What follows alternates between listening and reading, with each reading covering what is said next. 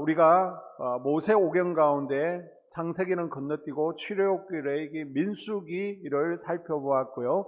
또 역사서 가운데 여호수아를 살펴보았습니다. 그리고 이제 사사기, 룻기, 사무엘상하, 열왕기상하를 쭉 살펴보도록 하겠습니다. 자, 오늘과 다음 시간은요, 사사기를 2시간에 걸쳐 살펴보게 되는데요. 자, 위대한 아버지 밑에도 망나니 자식이 있는 것처럼 위대한 조상 세대 밑에 부끄러운 후손, 또 형편없는 세대가 있었습니다. 출애굽을 해서 가나안 땅을 정복한 전쟁 가운데 40번을 싸워서 단 한 번 패했던 만나 세대의 후손들은요, 부끄러운 세대였습니다. 여호수아와 함께한 이 만나 세대, 이 세대는요, 하나님을 잘 섬긴 결과 가나안 땅을 정복하게 되죠. 이것은 광야 40년간 신앙교육을 잘 받은 결과였습니다. 여호수아와 함께한 이 세대들은요, 후손들이, 자녀들이 잘 기억할 수 있도록 돌비의 말씀을 새겼고요, 큰 도를로와 기념비를 삼았습니다. 그러나 이 후손들, 가나안 세대들은요, 하나님의 은혜를 잊어버리죠. 말씀의 중요성도 깨달지 못합니다. 각자 자기 옳은 소견대로 행하는 삶을 살았습니다. 그래서 이스라엘이 기억에서 지우고 싶은 기억이 사사시대입니다. 이 사사시대가 영적인 암흑기죠. 이 책은 이스라엘 백성들의 실패를 다루고 있기 때문에 실패의 책이다라고도 부릅니다. 기억에 지워버리고 또 찢어내고 도려내고 싶은 부분이 바로 이 사사기인데요.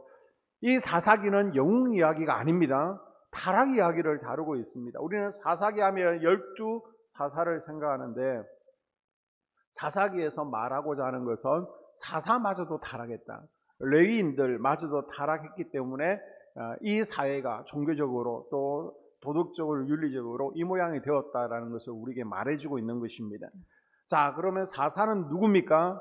제사장입니까? 왕입니까? 선지자입니까? 자, 한글 성경 제목은 사사기 되어 있는데요. 한문을 따라가는 거죠. 서성사, 선비사자, 정확하게 뜻을 이해하기가 어렵습니다. 그래서 히브리어로 보게 되면 쇼페팀이라고 그러는데요, 재판관이라는 의미를 가지고 있습니다.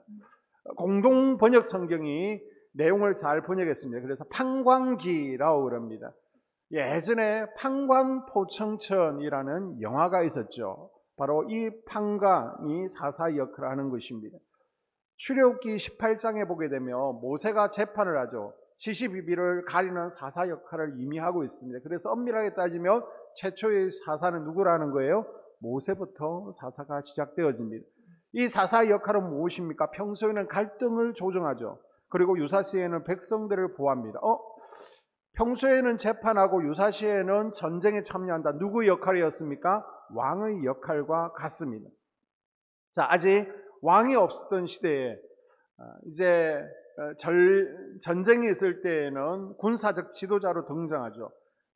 그리고 나서 이제 전쟁이 끝나고 나면 대부분 각 지파 내부의 분쟁 조절자로, 또 재판관의 역할을 주로 담당하는 것이 사사였습니다. 이 사사 350년 시대적 배경을 보게 되면요, 종교적으로는 가나안 땅에 많은 우상들이 있었고 그 우상들을 함께 섬겼습니다. 또 정치적으로는 여호수아 당시 완벽하게 정복되지 못한 땅들이 있습니다. 그것이 여러분 앞에 화면에 보는 것처럼 쭉 이스라엘 땅 가운데, 가나안 땅 가운데 정복하지 못한 땅들이 있는데, 여기서 가나안 족속들이 이제 역으로 압제와 약탈을 일삼게 되었습니다. 이런 배경하에 하나님께서는 간헐적으로 사사들을 세우셔서 각 지파 또는 전 민족을 결정적인 위기에서 구해주시게 되죠. 그리고 사회적으로는요, 땅 분배 이후에 각 지파별로 지방자치제를 하는 겁니다. 각 지파가 땅을 얻고요, 그 지파별로 각자 생활하는 지방자치제를 하고 있습니다. 사사기는 누가 기록했을까요? 아마 사사시대를 지나고 나서 이제는 이스라엘 왕정시대가 되었습니다. 한 무명의 종교 지도자가 과거 사사시대를 회고하면서 기록한 것으로 전해지고 있습니다. 그러면 사사기를 왜 기록했습니까? 사사기 저자는요, 이 사사시대가 이스라엘 백성들이 고난 당하였는데 이건 정치적인 문제가 아니었다.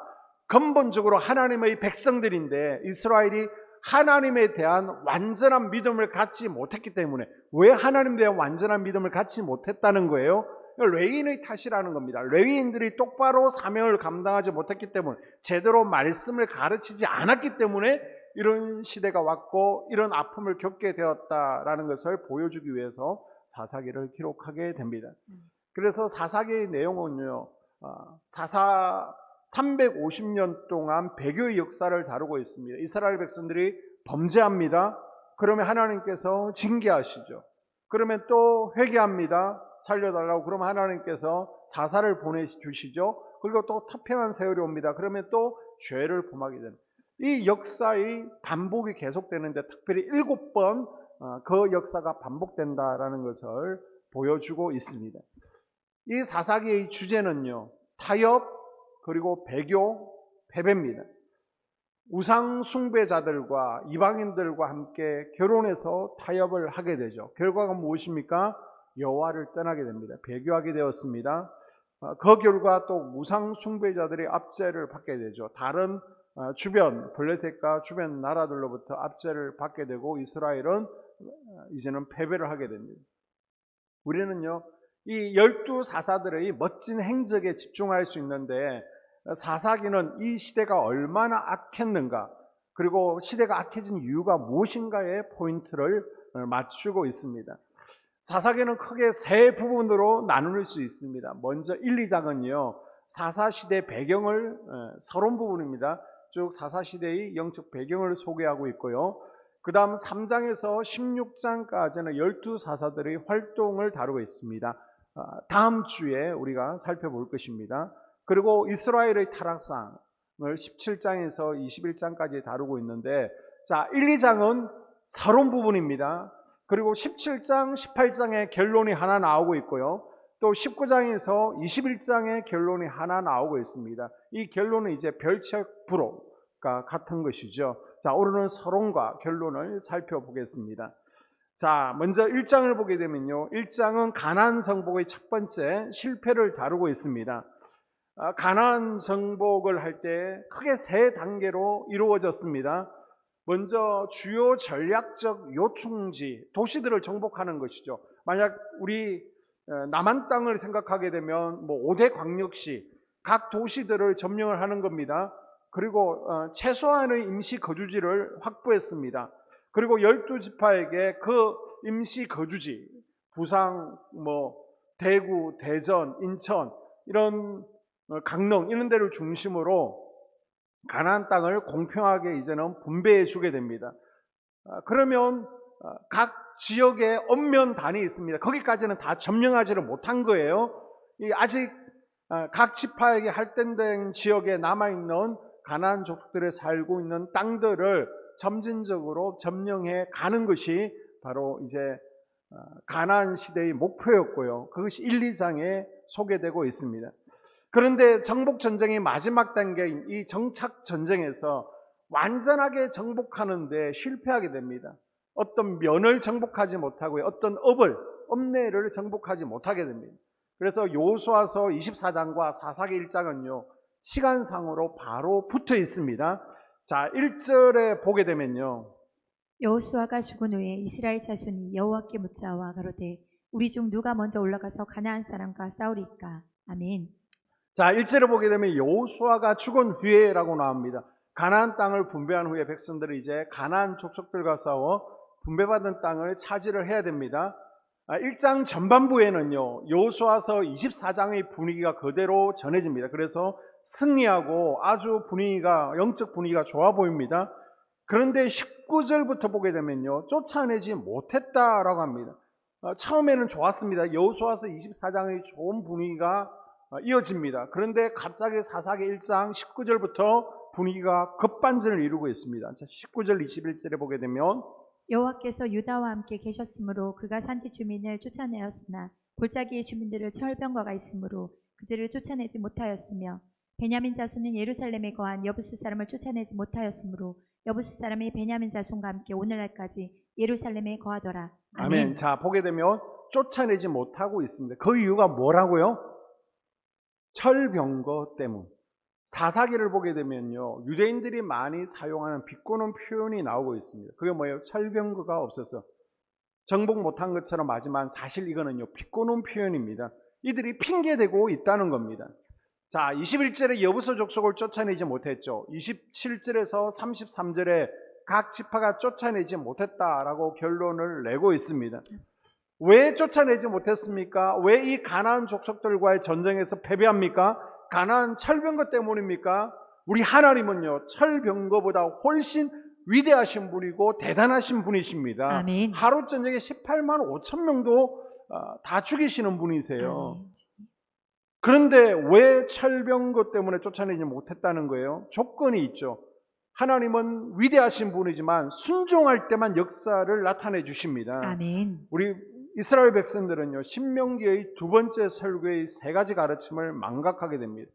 이 두 번째 가르침이 뭐라는 거예요? 순종하면 축복이에요.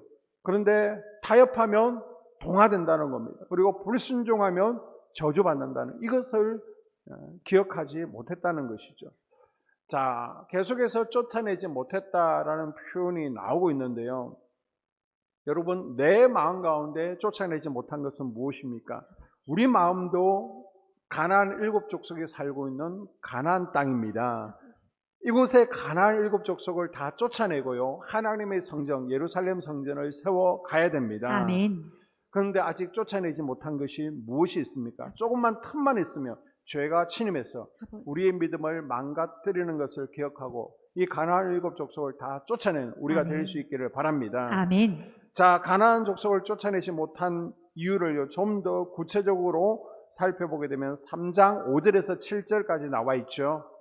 이스라엘 자손은 마침내 가나안 사람과 헷 사람과 아모리 사람과 브리스 사람과 히윗 사람과 여부수 사람 사이에 거하여 그들의 딸들을 취하여 아내로 삼으며 자기 딸들을 그들의 아들에게 주며 또 그들의 신들을 섬겼더라. 이스라엘 자손이 여호와 목전에 악을 행하여 자기들의 하나님 여호와를 잊어버리고 바알들과 아세라들을 섬긴지라. 아멘. 아멘. 자, 먼저 타협했다는 것이죠. 5절에 이스라엘 자손들이 가나안 족속들, 우상 숭배자들과 타협해서 살았다라고 합니다. 지금 이스라엘이 힘이 세졌어요. 그래서 가나안 족속들을 사역을 시킬 만큼, 노예로 사는 만큼 강성한 후에도 쫓아내지 않습니다. 하나님의 백성으로 사는 것이 아니라 그냥 동화되어서 살게 되죠. 자, 이들과 동화되었습니다. 좋은 게 좋은 거다 타협해서 살더니 어떻게 돼요? 이제는 피를 섞게 되죠. 서로 잘 지내다 보니까 눈이 맞았습니다. 그래서 이방 여인들과 결혼을 하게 됩니다. 3장 6절에 나와 있고요. 자, 그랬더니 이방 여인들이 뭘 가져왔어요? 우상을 함께 섬기자. 아내들이 섬기는 신들을 함께 섬기게 됩니다. 마침내 우상을 숭배하다 하나님을 떠나게 됩니다. 그것이 3장 6절 하반절에 나오고 있습니다. 자, 2장 10절에 보게 되면요, 한 세대가 가고 또 한 세대가 왔더니 하나님께서 행한 것을 다 기억하지 못했다라고 전하고 있습니다. 아마 가나안 땅에서 후손들에게, 자녀들에게 어떻게 농사를 지어야 되는지, 어떻게 집을 건축해야 되는지, 그리고 맛있는 음식을 만드는 법에 대해서는 열심히 교육을 했을 거예요. 그러나 신앙 교육은 제대로 하지 못했습니다. 하나님의 말씀을 자녀들의 마음판에 새기지를 못했습니다. 그래서 마침내 우상 숭배자들 사이에 거하면서 그들의 신을 섬겼다라고 기록하고 있습니다. 자, 2장을 보게 되면요, 2장은 영적 실패를 다루고 있는데, 자, 2장에서는 가나안 족속을 쫓아내지 못함으로 온 이스라엘이 우상 숭배하고 영적으로 타락했다라는 것을 소개하고 있습니다. 그 결과 우상 숭배로 하나님의 축복을 상실했다라는 것을 전하고 있습니다. 자, 2장 6절에서 10절을 보게 되면 여호수아가 기준이 되어집니다. 그래서 여호수아 죽기 전과 죽기 이후의 상황이 비교되고 있습니다. 그래서 7절에 보게 되면 하나님께서 행하신 모든 큰 일을 본 자들, 만나 세대죠. 만나 세대가 살아있을 동안에는 하나님을 잘 섬겼다라고 전하고 있습니다. 그런데 하나님의 기사를 체험하지 못한 가나안 세대들은 이 만나 세대 후손들, 자녀들, 신앙교육을 받지 못한 이들은 하나님 떠나 배교했다라고 전하고 있죠. 그래서 여러분, 신앙이라는 것은요, 머리가 아니라 가슴입니다. 아멘. 하나님의 살아계심을 직접 체험해야만 어려움이 옵니다. 고난이 옵니다. 그때 흔들리지 않고요. 하나님을 떠나지 않습니다. 아멘. 그래서 여러분, 내가 왕년에 과거에 어떤 영적 경험이 있었다 중요하지 않습니다. 과거뿐만 아니라 현재에도 아멘. 지금도 영적 아멘. 경험이 있는 믿음의 사람들, 이스라엘 백성들이 될 수 있기를 바랍니다. 아멘. 자, 가나안 세대가 하나님을 떠났다는 것은 만나 세대가 가나안 세대들, 자기 자손들에게 신앙 교육을 시행하지 못했다라고 전하고 있습니다. 자, 그리고 나서 11절에서 18절까지를 보게 되면요, 앞으로 이어질 패턴이 나오고 있습니다. 자, 사사시대 계속해서 반복되는 패턴을 설명하고 있는데요. 악을 행하죠. 그러면 하나님께서 징계하십니다. 그 앗뜨고 하나님 앞에 회개하죠. 그 하나님께서는 구원자를 보내주십니다. 사사를 보내십니다. 또 태평하면 범죄하게 된다는 것이죠. 자, 단순한 반복이 아닙니다. 점점 하얀 곡선처럼 아래로 점점 믿음이 떨어지는 것을 볼 수 있습니다. 자, 그 결과가 무엇입니까? 계속해서 이 패턴 가운데 이스라엘 백성들이 350년을 지낸 결과 이스라엘 백성들이 종교적으로 윤리적으로 얼마나 타락하고 있는지 마지막 결론 부분이죠. 부록, 별책과 같은 부분에서 두 가지 사건을 통해서 보여주고 있습니다. 두 개의 레위인과 관련된 사건을 통해서 이 사회가 얼마나 타락했는지를 소개하고 있습니다. 먼저 17장과 18장에 보게 되면요, 단지파의 우상 숭배가 나오고 있는데요. 자, 먼저 17장에 보게 되면 타락한 한 가정이 나오고 있습니다. 2절에 보게 되면 아들이 못 됐어요. 어머니의 은을 몰래 훔쳤습니다. 자고 일어나서 장롱을 열어보니까 그 엄마가 소중히 여기던 은이 다 사라진 거예요. 그래서 막 저주를 퍼붓는 겁니다. 이 훔쳐간 놈 앞으로 코 깨지고 뒤로 코 깨지고. 그러니까 아들이 가만히 듣다가 무서운 거예요. 너무 심하게 저주를 하니까 그 저주가 내게 임하면 안 되지. 그래서 엄마한테 제가 사실 훔쳤어요, 죄송해요 하고 은을 돌려줬습니다. 그러니까 엄마도 이제는 무서운 겁니다. 자기 입으로 너무 심한 저주를 내뱉어놨기 때문에 혹시나 이 저주가 우리 아들에게 임하면 안 되지. 그래서 그 은을 가지고 한 신상을 만들게 됩니다. 우상을 만들었어요.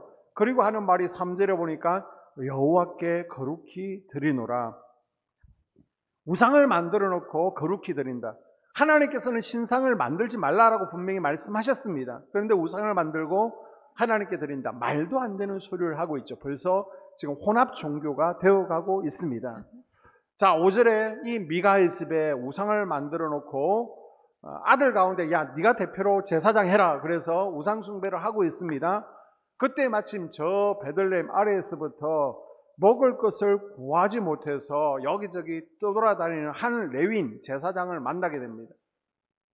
레위인 제사장이 그 성읍에 있는 것이 아니라 지금 막 유랑하고 있는 거예요. 그래서 이 미가의 집에서는 뭔가 부족하다 싶었던 차에 아들이 제대로 제사장 역할을 못하잖아요. 미숙하잖아요. 그런데 제사장 출신이 오니까 미가의 개인 제사장으로 채용을 하게 되죠. 여러분, 레위인의 역할은 무엇입니까? 각 성읍에서 48개 성읍에서 나누어져서 율법을 가르치는 겁니다. 말씀을 함께 통독하는 거예요. 레위 지파는 자기가 담당하고 있는 그 성읍에서 영적 리더 역할을 해야 되는 겁니다. 그곳에서 예배를 집례해야 되는 제사장이 지금 그 땅을 떠났습니다. 성읍을 떠났습니다. 떠난 이유가 뭐라는 거예요? 레위인은 땅이 없습니다. 농사를 짓지를 못해요. 그래서 백성들의 11조로 생활을 해야 되는데 백성들이 하나님의 말씀 두기를 싫어했죠. 레위인의 역할이 없어진 겁니다. 11조를 돌보아 주지 않으니까 돈이 없는 겁니다. 생활이 안 되는 것이죠. 그래서 돈 때문에 사명의 자리를 떠나서 우상 숭배에 동참하는 아픈 현실이 일어나게 되었습니다. 그런데 이 레위인이 누구냐? 18장 30절을 봅니다. 단저손이 자기들을 위하여 그 새긴 신상을 세웠고 모세의 손자요 게르솜의 아들인 요나단과 그의 자손은 단지파의 제사장이 되어 아멘. 자, 미가의 집에 개인 제사장이 누구라는 거예요? 모세의 손자 요나단이라는 겁니다. 충격적인 사실이죠. 모세의 손자가 우상을 숭배하는 제사장이 되었습니다. 자, 사사기 17장 18장에 있으니까 저 사사시대 뒷부분인데 어떻게 모세의 손자가 될 수 있느냐 우리가 생각할 수 있지만은 실제로 17장과 18장은요 시간상 삼손 이후가 아니라 사사시대 앞부분 요수아가 살아있을 때 아니면 바로 죽고 난 그때 뒷부분 결론의 부록처럼 소개를 하고 있는 것입니다. 자, 이 미가 신상 사건이 주는 메시지가 무엇입니까? 사사시대가 얼마나 타락했는지 레위 제사장이 필요 없는 사회가 되었다는 겁니다. 한 성읍의 제사장이 한 가정의 제사장으로 취업해서 우상숭배를 이끄는 가슴 아픈 상황이 되었습니다. 그래서 지금 계속해서 보이지 않게 이 무명의 사사계 저자는 뭘 우리에게 암시하고 있느냐? 이 모든 책임이 레위 지파에게 있다, 레위인에게 있다라는 것을 말해주고 있습니다. 악순환이 계속되는 거죠. 지금 레위 지파는 역할을 못하고 있습니다. 그러니까 백성들도 사사들도 다 타락했습니다. 이것이 이스라엘 전체 신앙이 붕괴되어 가고 있다는 것을 보여주고 있습니다. 자, 그 다음 18장에서는 이제는 미가 한 집의 우상숭배 타락이 아니라 단 지파 전체의 우상숭배와 타락을 소개하고 있습니다. 단 지파는 원래 저 블레셋, 가이사라 해변, 지중해 해변에 거주를 하고 있습니다. 그런데 블레셋과 아모리 족속을 제거하지 못했죠. 그래서 이 지중해 해변에 있으려고 그러니까 너무 좁은 겁니다. 그리고 자꾸만 주변에 위협적인 블레셋과 아모리 족속이 있으니까 이곳에 더 이상 버틸 재간이 없다라고 판단을 한 거예요. 그래서 새로운 거주지를 물색하다가 결국은 저 북쪽에 있는 라이스라는 지방으로 이사를 가게 됩니다. 이 단지파 이동은요 사사 후반기가 아닙니다. 뒤에 있다고 후반에 이동한 게 아니에요. 사사기 초반부에 이동을 하게 됩니다. 자, 단지파가 가나안 땅의 최북단에 있는 라이스 땅으로 이주하게 되는데, 자, 이때 미가의 지나가는 길에 미가의 집에 있는 우상을 보게 됩니다. 그래서 그것이 좋아서 우상을 빼앗습니다. 제사장도 납치하게 됩니다. 그래서 이제는 미가 한 집의 우상 숭배가 아니라 단지파 전체의 우상과 제사장이 되었습니다. 지금 한 가정의 타락이 온 지파의 타락으로 퍼져가게 되었죠. 자, 이것이 계기가 되어서 훗날 여로보암이 예루살렘 성전을 정지고 단에다가 금송아지 우상을 세우는 일이 발생을 하게 됩니다. 결과 단 지파는요 12지파에서도 아예 빠져버리게 됩니다. 그래서 요한계시록을 보게 되면 천국이 나오는데 천국에서도 단 지파가 없습니다. 적 그리스도의 지파로 대변되고 있습니다. 여러분, 약속의 땅에서 멀어지면, 하나님의 성전에서 멀어지면 하나님과의 관계도 멀어지게 되어 있습니다. 아멘. 이방인들과 동일한 우상 숭배에 참여하게 되고요 타락하게 된다는 것을 단 지파를 통해 하나님께서는 우리에게 말씀하고 있습니다. 아멘. 그래서 성전에 오는 것이 점점 뜸해지면요 하나님과 영적으로 멀어지게 되어 있습니다. 한번 따라해 볼까요? 성전을 가까이 하는 것이 복입니다. 성전을 가까이 하는 것이 복입니다. 다시 한번요. 성전을 가까이 하는 것이 복입니다. 성전을 가까이 하는 것이 복입니다. 여러분, 성전을 가까이 하셔야 됩니다. 아멘. 자, 미가 집안의 우상이 단 지파의 우상으로 확대되는데 미가 가정과 레위인이 한 몫을 하게 되죠. 나는 하나님의 복음을 널리 펼쳐 확장하는 일에 지금 한 몫을 하고 있습니까? 아니면 우상의 세력을 확장하고 나쁜 영향력을 미치는데 한 몫을 하고 있습니까?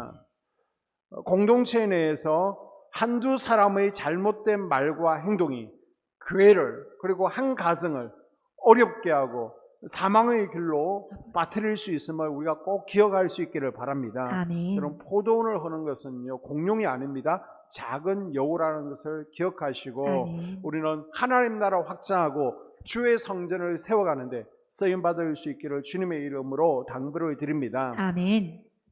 자, 19장에서 21장 결론 두 번째 부분인데요, 이것도 역시 별책 2가 되어집니다. 이 사사시대가 얼마나 타락했는지 그 타락한 사회상을 보여주고 있습니다. 자, 한 레위인이 있습니다. 그런데 레위인이요 처벌두었습니다. 지금 레위인은 종교적으로 윤리적으로 모범이 되어야 됩니다. 거룩하게 구분된 레위인이 처벌두고 있다는 것조차 말이 되지 않죠. 이 사사시대는 사사 시대에서 등대가 되어야 될 레인조차 타락했기 때문에 지금 이 사회가 이렇게 되어가고 있다. 이 책임도 레인에게 있다라는 것을 계속해서 암시하고 있습니다. 그런데 그 첩이요, 행음하고 친정으로 도망가게 됩니다. 레인이 장인집에 가서 여자를 데리러 갑니다. 이 가늠한 딸은요, 마땅히 돌로 쳐 죽여야 됩니다.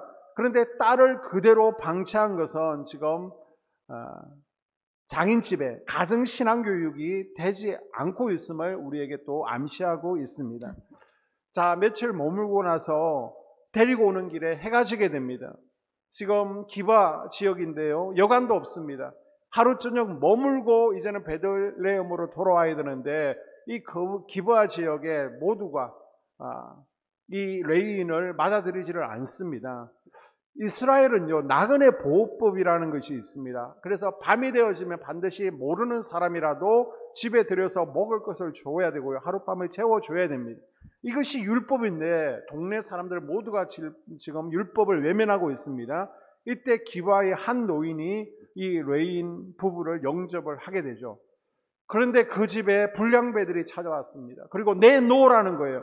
누구를 내놓으라는 겁니까? 19장 22절에 보게 되면 그 성읍의 불량배들이 그 집을 에워싸고 문을 두들기며 주인 노인에게 말하여 이르되 내 집에 들어온 사람을 끌어내라. 우리가 그와 관계하리라 하니. 아멘. 아멘. 지금 여인, 첩이 아니라 남자를 내놓으라는 거예요. 레인을 내놓으라는 겁니다. 이 관계한다는 것은 동성연애 하겠다는 겁니다. 노인이 막아서죠. 악을 행하지 말아야 된다. 남자를 모르는 내 딸과 또 이 레인 첩이 있으니까 이들을 내어주겠다. 남자는 해하지 말라. 레인이다 라고 말합니다. 그리고 결국 첩을 내주게 되죠.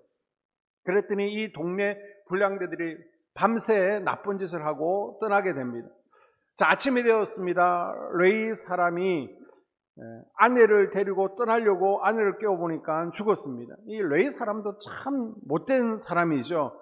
아니, 자기 아내를 불량배에게 밤새도록 내어주고 잠이 오겠습니까? 그런데 아침에 일어나서 가야지 흔들어 보니까 죽어 있었습니다. 그 정도로 무책임하죠.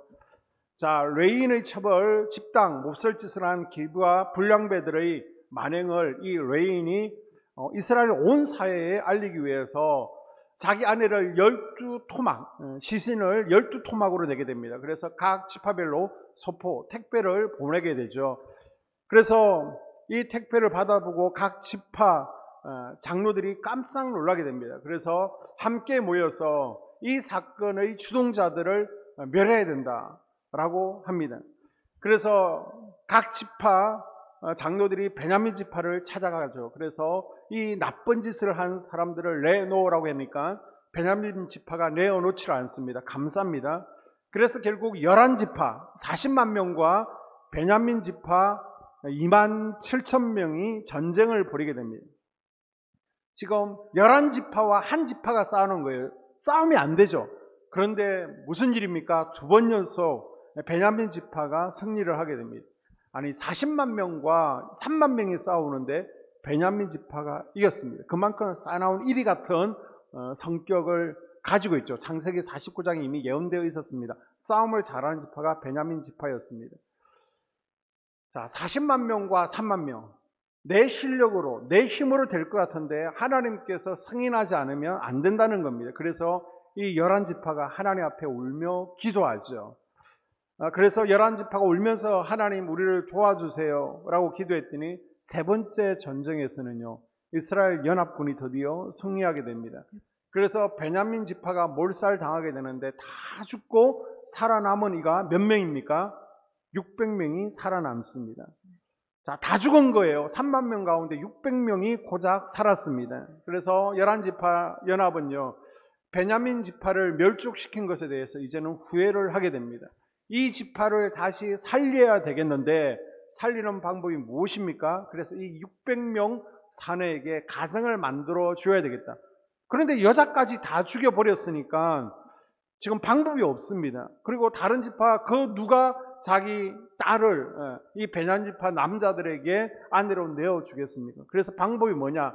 저 실로의 성소가 있습니다. 그래서 축제일에 춤추러 모이는 여자들이 있는데 그 춤추러 온 여자들을 각자 알아서 납치하라고 묵인을 해준 것입니다. 납치극이 일어나게 된 것이죠. 참 볼만합니다. 지금 집단 성폭행이 있었습니다. 살인이 있었습니다. 토막 사건이 있었습니다. 전쟁이 있었습니다. 납치가 있었습니다. 지금 안 좋은 것들이 다 사사기에 나오고 있습니다. 그래서 결론 21장 25절에 이렇게 말하고 있죠. 같이 읽습니다. 시작. 그때 이스라엘에 왕이 없으므로 사람이 각기 자기 소견에 옳은 대로 행하였더라. 아멘. 지금 왕이 없었다는 것은 세상 왕이 아니라 하나님을 왕으로 모시지 않았다는 겁니다. 아멘. 하나님을 왕으로 모셔야 내 인생의 사사기를 피할 수 있습니다. 아멘. 하나님을 왕으로 삼고 말씀에 순종하며 살아야 되는데 여호와를 잊어버리고 마음대로 살았다는 거예요. 그랬던 대로 행한 것이 아닙니다. 자기 옳은 소견대로 행했다는 겁니다. 자기가 잘못하는 것을 알고 지금 하는 게 아니에요.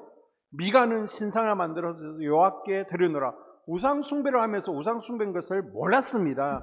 기본은요, 자기 옳은 대로 행합니다. 나쁘다고 생각하지를 못했습니다. 자, 결국은요, 신앙교육의 부재라는 것이죠. 레위인이 제 역할을 하지 못했습니다. 다음 세대를 위해서 말씀 교육이 가장 중요합니다. 사단은요, 지금도 가정과 교회를 허무는데 총력을 기울이고 있습니다. 가정 공동체에서 레위인의 역할은 누가 감당해야 됩니까? 부모님이, 아버지가, 어머니가 감당해야죠. 말씀으로 자녀들을 양육해야 됩니다. 아멘. 자녀들의 신앙교육은 참 중요한 겁니다. 아멘. 그래서 예배의 자리, 믿음의 자리를 떠나지 아니하도록 어릴 때부터 예배의 태도가 어떠해야 되는지를 가르쳐야 됩니다. 아멘. 그리고 자녀들이 하나님을 직접 경험하고 하나님의 살아계심을 보게끔 만들어야, 머리가 아니라 가슴으로 체험하게 해야 성공하는 신앙교육이 되어집니다. 아멘. 그리고 교회에서 레위인의 역할은 누가 하는 거예요? 바로 목회자죠. 성도들에게 영어의 말씀을 먹이는 것입니다. 그래서 우리가 계속해서 영어의 말씀을 먹이고 설교를 통해서 또 성경 공부를 해야 되는데, 화요일날 아니면 목요일날 여러분을 부르면요, 수요일도 오셔야 되죠. 또 목요일도 오셔야 되고 금요일도, 주일도 너무 피곤하고 힘이 들잖아요. 그래서 수요일날 이렇게 함께 모여서 우리가 수요 성경 공부를 하고 있습니다. 그래서 주변 우리 속회에서 속도원들도 꼭 권유하셔서 함께 우리가 말씀 공부하자, 말씀으로 무장한 우리가 될 수 있기를 바랍니다. 아멘. 말씀이 필요 없다, 말씀이 필요 없어지면요, 목회자가 필요 없어지게 되는 것입니다. 그래서 레위인의 역할을 감당 못하면 사사기 17장에서 21장에 일어난 끔찍한 사건들이 지금도 여전히 일어나고 있고 또 일어날 수 있다는 것을 우리에게 지금 하나님은 경고하고 있습니다. 아멘. 교회와 가정에서 우리가 레위인의 역할을 잘 감당할 때 다음 세대에게 안전한 신앙의 바톤 터치를 이룰 수 있는 것을 기억할 수 있기를 바랍니다. 아멘. 그래서 우리가 각 가정에서 레위인의 역할을 잘 감당함으로 가정의 사사시대를 막아내고 또 영적 구원기를 가져오는 아멘. 우리가 될 수 있기를 주의 이름으로 축복합니다. 아멘. 기도하겠습니다. 하나님,